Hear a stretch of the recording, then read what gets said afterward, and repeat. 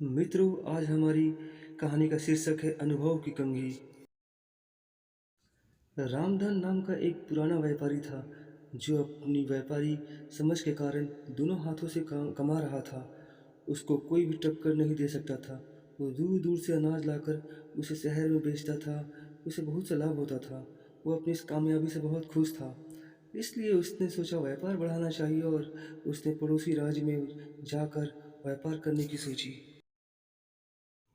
दूसरे राज्य जाने के रास्ते का मानचित्र देखा गया, जिसमें साफ साफ था कि रास्ते में एक बहुत बड़ा मरुस्थल है। खबरों के अनुसार उस स्थान पर कई लुटेरे भी हैं, लेकिन बूढ़ा व्यापारी कई सपने देख चुका था। उस पर दूसरे राज्य में जाकर धन कमाने की इच्छा प्रबल थी। उसने अपने कई किसान साथियों को लेकर प्रस्थान करने की ठान ली। बैलगाड़ियां तैयार की और उस पर अनाज लादा। इतना सारा माल था जैसे कोई राजा की शाही सवारी हो।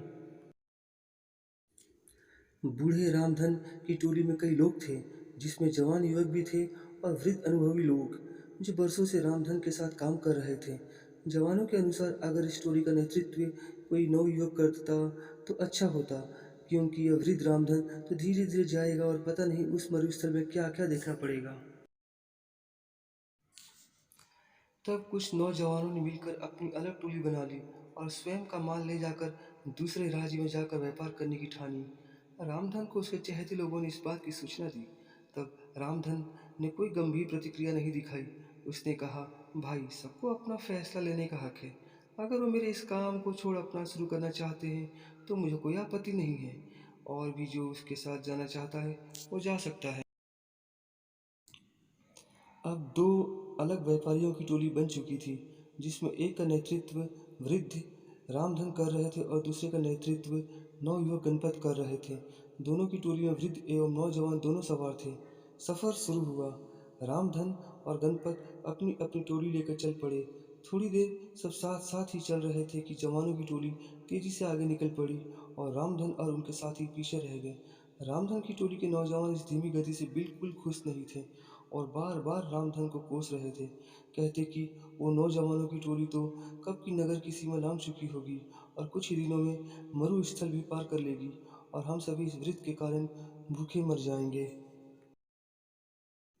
धीरे धीरे रामधन की टोली नगर की सीमा पार करके मरुस्थल के समीप पहुंच जाती है। तब रामधन सभी से कहते हैं यह मरुस्थल बहुत लंबा है और इसमें दूर दूर तक पानी की एक बूंद भी नहीं मिलेगी, इसलिए जितना हो सके पानी भर लो। और सबसे अहम, यह मरुस्थल लुटेरे और डाकुओं से भरा हुआ है, इसलिए हमें यहाँ पर सफ़र बिना रुके करना होगा। साथ ही हर समय चौकन्ना रहना होगा। उन्हें मरुस्थल के पहले तक बहुत से पानी के गड्ढे मिल जाते हैं, जिससे वे बहुत सारा पानी संग्रह कर लेते हैं।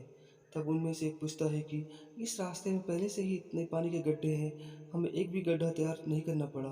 तब रामधन मूँछों पर ताव देकर बोलते हैं, इसलिए तो मैंने नौजवानों की उस टोली को आगे जाने दिया। ये सभी उन लोगों ने खुद के लिए तैयार किया होगा, जिसका लाभ हम सभी को मिल रहा है। यह सुनकर टोली के विरोधी साथी खिंचवा जाते हैं और अन्य रामधन के अनुभव की प्रशंसा करने लगते हैं। सभी रामधन के कहे अनुसार बंदोबस्त करके और आराम करके आगे बढ़ते हैं। आगे बढ़ते हुए रामधन सभी को आगाह कर देते हैं कि अब हम सभी मरुस्थल में प्रवेश करने वाले हैं, जहाँ ना तो पानी मिलेगा, ना खाने को फल और ना ही ठहरने का स्थान, और यह बहुत लंबा भी है। हमें कई दिन भी लग सकते हैं। सभी रामधन की बात में हामी मिलाते हुए उसके पीछे हो लेते हैं। अब वे सभी मरुस्थल में प्रवेश कर चुके थे, जहाँ बहुत गर्मी थी, जैसे अलाव लिए चल रहे हों। आगे चलते चलते उन्हें सामने से कुछ लोग आते दिखाई देते हैं। वे सभी रामधन को प्रणाम करते हैं और हाल चाल पूछते हैं।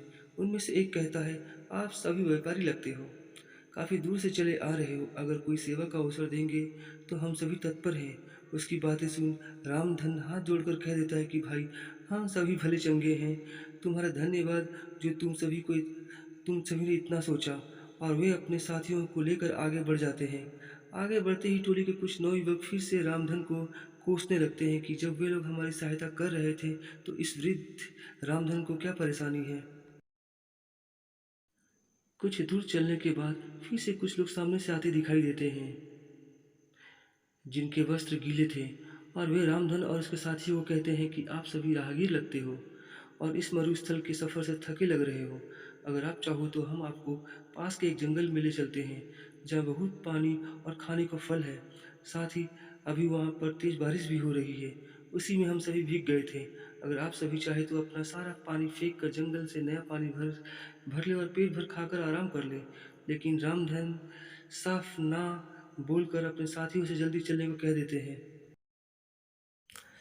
अब टोली के कई नौजवानों को रामधन पर बहुत गुस्सा आता है और वे उसके पास आकर अपना सारा गुस्सा निकाल देते हैं और पूछते हैं क्यों वे उन भले लोगों की बात नहीं सुन रहे हैं और क्यों हम सभी पर जुल्म कर रहे हैं।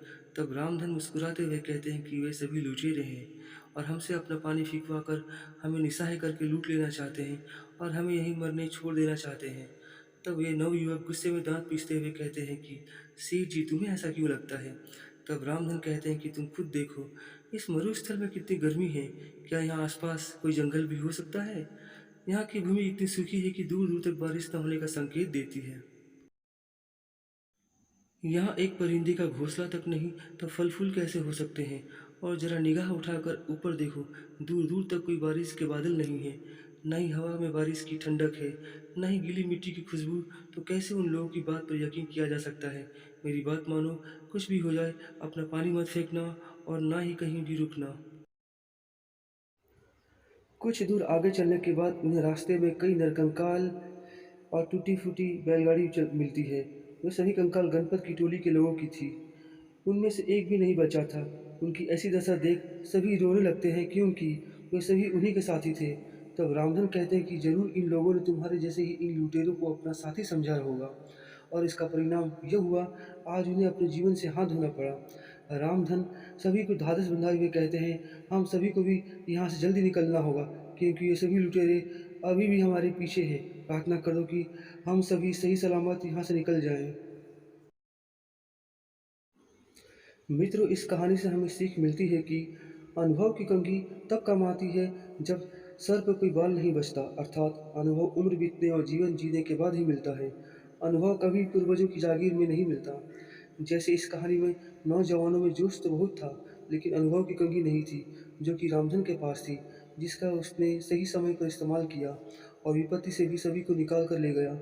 शिक्षा यही है कि किसी को काम करने के लिए जोश के साथ अनुभव होना भी अत्यंत आवश्यक है।